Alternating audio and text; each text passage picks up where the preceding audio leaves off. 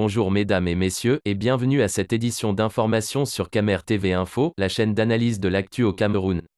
Ne rien taire pour plaire, ne rien dire pour nuire est notre credo. Voici pour commencer le titre de cette édition. Cette vidéo est réalisée à partir d'un post de nos confrères Investir au Cameroun sur leur page Facebook. Mais avant de détailler l'intégralité de son contenu, veuillez prendre 3 secondes pour vous abonner à nos pages Facebook Camer TV Info ou sur YouTube Camer TV Info.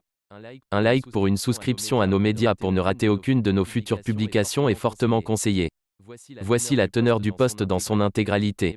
Collecte numérique des droits de douane sur les téléphones, Libon Likeng, ministre des Postes et Télécommunications, acculé sur Twitter. En effet, la décision du gouvernement camerounais de faire collecter les droits de douane sur les téléphones portables et tablettes par voie numérique à travers la société dénommée Arintec, dès le mois d'octobre en cours, fait polémique au sein de l'opinion. Plusieurs hashtags ont été créés sur Twitter pour dénoncer la mesure, notamment #NPhonetax, #NPhonetaxBrutali, Croisillon Mobile Tax 237, #NotoPhonetax.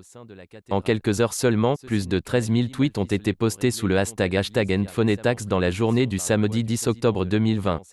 Le ministre des Postes et Télécommunications, Minpostel, Minette Libon Lilikeng, est la première cible de cette contestation, dont l'un des chefs de file est l'entrepreneuse technologique, fondatrice et PDG d'Abstec, Rebecca Enonchong.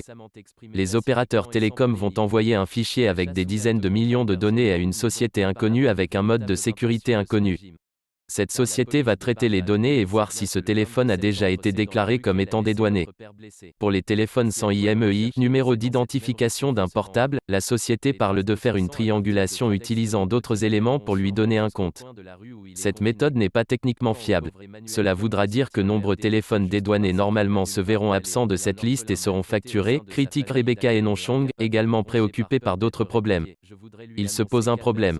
Si moi je vais acheter un nouveau téléphone, ne sachant pas que ce dernier n'a pas été dédouané, pourquoi c'est à moi l'acheteur de payer les taxes à la place d'un importateur? S'interroge un autre internaute. Réaction du Minpostel. Cette grogne a poussé le Minpostel a fait une sortie, ce 11 octobre.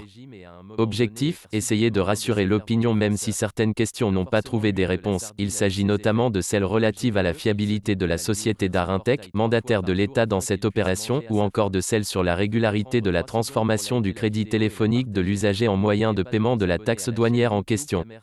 Selon le Minpostel, la question de la protection des données est prise très au sérieux par le gouvernement camerounais. C'est dans ce contexte que plusieurs mesures ont été prises. Elle cite, entre autres, le lancement de la campagne nationale contre la cybercriminalité et l'utilisation responsable des réseaux sociaux. Selon Minette Libon Lilikeng, le Cameroun n'est pas une exception pour ce qui est de cette collecte numérique de la taxe douanière. Sans les citer, elle déclare que plusieurs pays ont procédé à cette méthode de collecte via des plateformes. Elle est soutenue dans ses explications par Patrice Ambassa Sala. Patrice, ancien membre du gouvernement et douanier de métier. C'est une modalité dématérialisée de recouvrement des droits et taxes. L'environnement technologique facilite juste la collecte et fait un peu mal aux utilisateurs qui échappaient jusque-là. Écrit-il, selon la loi de finances 2019 du Cameroun, les téléphones portables ainsi que les tablettes électroniques ou numériques peuvent être importés en suspension des droits et taxes de douane, à charge pour leurs acquéreurs de procéder au paiement des dits droits, 33% de la valeur du produit sorti usine, via un prélèvement effectué notamment lors des émissions téléphoniques. Ces droits et taxes sont prélevés et reversés au plus tard le 15 de chaque mois au service des douanes compétents par toutes les sociétés de téléphonie.